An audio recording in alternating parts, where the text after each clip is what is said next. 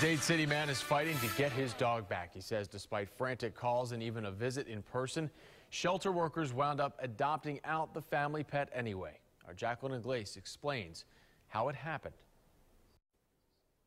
This right here is all this original dog's owner has left, a picture of his beloved pup that escaped from their fenced-in backyard here in Dade City. That dog now was adopted, has a new owner, and even a new name. I want my dog back. Salvador Halverke's kids want 13-month-old Kane back, too. She told me that the police officer took it.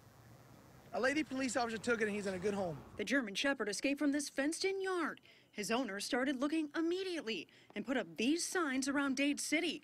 All the while, Kane was here, 30 miles away at Pasco County Animal Services. When a stray comes in and there's no identification, it is placed on a 3-day hold. After those 3 days, then the dog is legally yours?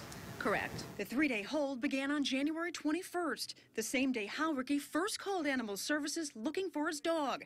Halverke says he told staff his wife had just had surgery and he couldn't get there immediately. You need to come in and positively ID that animal. Halverke says Kane didn't have a microchip or tags, but he was wearing a distinctive blue collar with spikes.